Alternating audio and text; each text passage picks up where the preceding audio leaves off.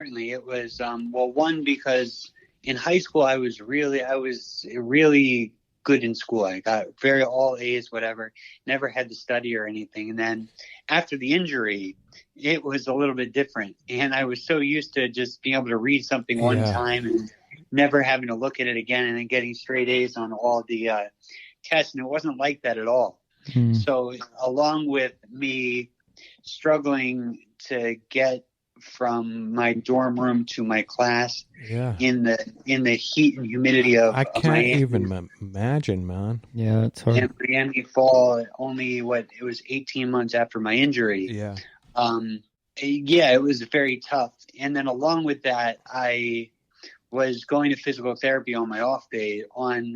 Once every 2 weeks, I was doing something called biofeedback, which was helping me, again, to continue to help my walk. I had a personal trainer at Miami for using the gym, but then was doing the other walking gait training. Sure. So that first year was a major challenge. Yeah. Trying to get back with people socially, trying to fit in socially with the pronounced limp that I had at the time. Trying to navigate my way around the campus, trying to keep somewhat good grades, despite the fact that I was doing a whole new, with a much less powerful brain than I had prior to my injury. Sure. But the good thing is I made it through that first year and used that first accomplishment as further motivation to say, hey, next year is not going to be hard. This is going to be getting better and better and easier and easier. Yeah, you can use all those experiences, all those accomplishments as fuel. Yeah. Right. To keep you going and moving forward, right? Yeah, exactly. Well, that's that's my tagline, to keep me moving forward. Exactly. Yep. Yeah. So, so I made it through college with a degree. My degree was in finance because that's what I had planned to do prior to my injury. So like I said, I had already applied to all my schools for a business degree, again, all before my brain injury. But so that was I was on the finance track through college. But in 2011, I had the opportunity to study abroad in Beijing. Okay. That was the first time going abroad by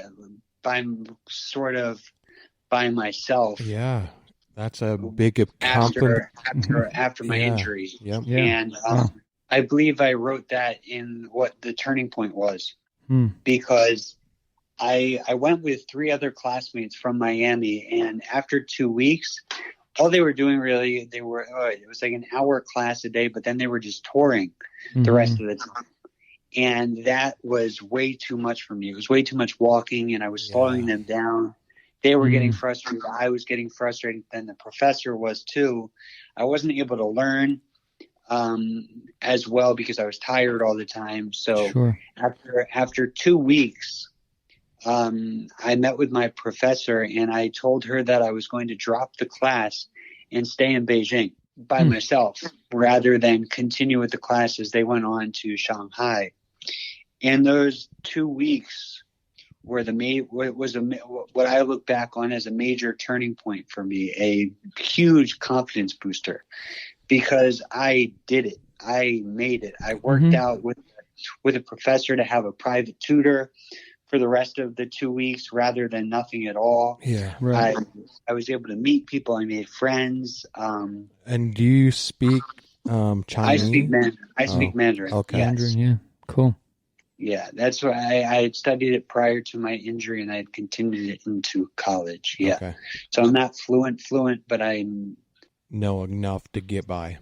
Well, I'm very confident in it. Yeah. So it was a big turning point for me because it showed me that I loved international life. I loved meeting people, and I loved being in an adventure. A sense of adventure. Yeah. So and experiencing different culture. And, exactly. Yeah, right. That's great. Yeah. It's cool. So after fast forward a couple of years to graduating college with a degree in finance, I started to work for a hedge fund, a good hedge fund but I had my own office, and I was in my own office for 10 hours a day in a small room, and it was the kiss of death. I thought it was really cool. I'm 23 years old. I have my own office. All of my friends are stuck other places, but I realized quickly that it was the worst possible thing for my new brain. To be on a computer, just looking at a computer screen the whole time. You need to move. So, you need to get oxygen to that brain. You need to get some. Right. Yeah. Exactly. So I decided to take we had a mutual parting with the job. Then I decided, rather than finding another finance job that stuck with my degree, I decided to take a risk and go back to school for my master's degree in hotel management, adapting to my learned ability to communicate well with other people and my desire to have new exposures constantly, new experiences. Yeah. You know, going back to that studying abroad in Beijing and realizing I didn't need to be in America, and the hotel industry is the best opportunity for me to leave America. Right. You know, or just to be able to choose where I want to go. Yeah. How's that? So, so 2014, I went back, started graduate school, still while doing a lot of physical therapy and trying many different opportunities. And I got my graduate degree in hotel management at the end of 2015. And my first job was offered to move to Bangkok, Thailand, which was my long-term dream, you know, to get into a hotel chain and be able to go around the world. Yeah. Not necessarily believing it would be my first opportunity, and it was. And I jumped on it right away, not even having a second thought about it. Yeah. So that's where my Mandarin really came in handy, working at the hotel in Bangkok. Okay. Because we had many guests from China. And so that has led me past the last 4 years. Now I'm no longer working. Yeah.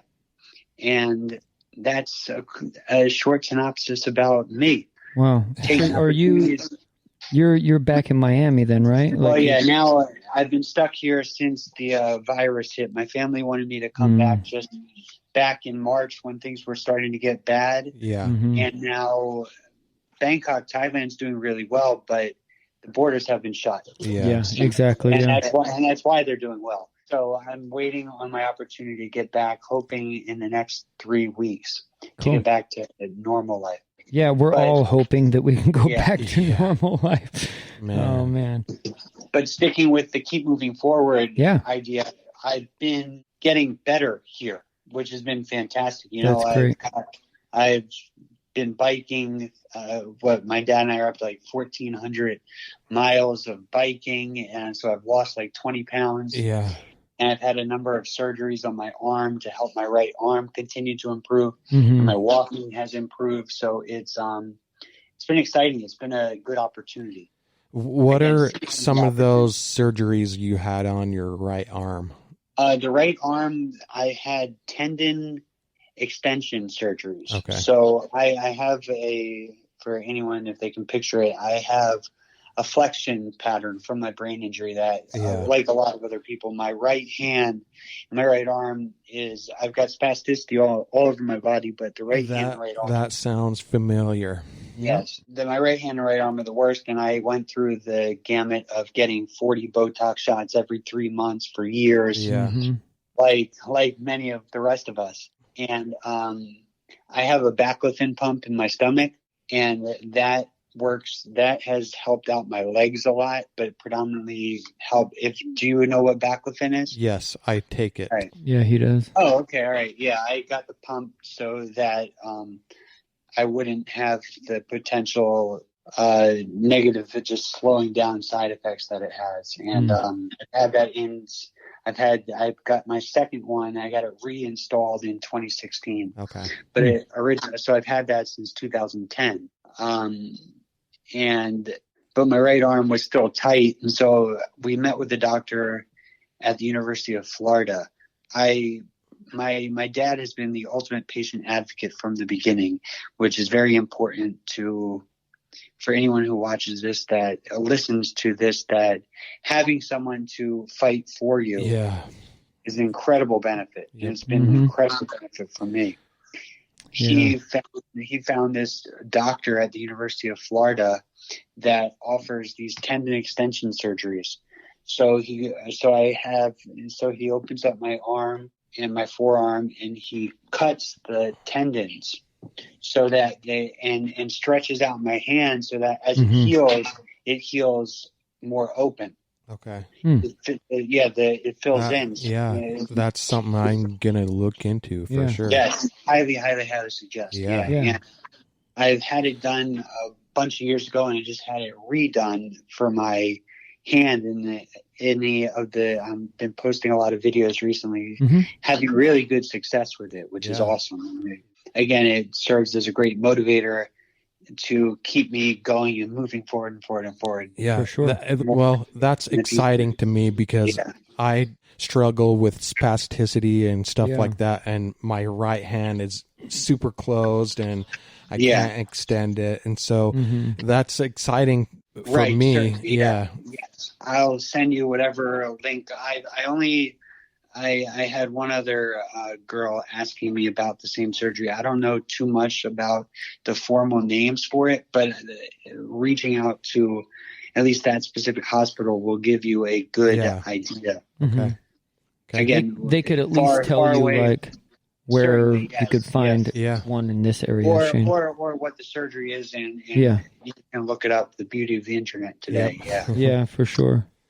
That's awesome. Dude, and then I've been using, I'll do a plug for if you've seen the Modus Nova. I've been using, this is something also that's been helping my hand out a lot with opening up my hand. It's like a robot that attaches onto my hand, and it helps me it's got a computer screen, and I'm playing games. So it's a virtual training device that helps you open your hand. Wow. Exactly. That's cool. Yeah. And it's I've seen tremendous benefit from that thus far. Again, I'm 12 and a half years post injury, and I've got a list of all the many types of therapies I've tried in 2020.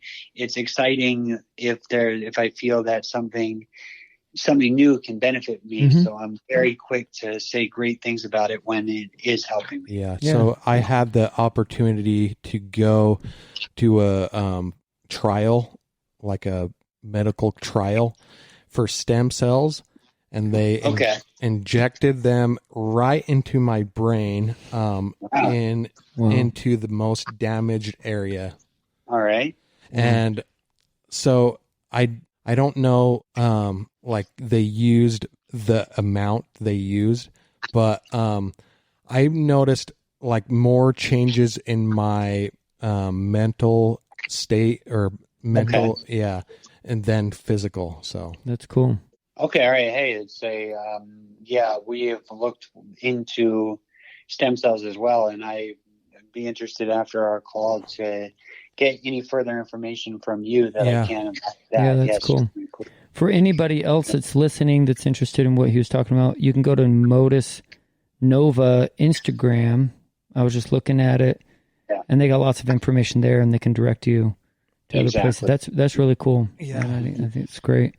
Yeah. Anything to help you guys out with any, mobility. Yeah. Mobility. Yep. I know that's a struggle. Yep. Not only physically but mentally. It's a struggle. It is. Certainly. So that's a quick synopsis of me. I've been fortunate to push limits and travel to different countries, and that has, again, when I can accomplish something like that in that first trip to Beijing in 2011, and it builds so much confidence in me to do it, continue to do that in the future. In 2014, after I had started hotel school, I took my first internship in Hong Kong.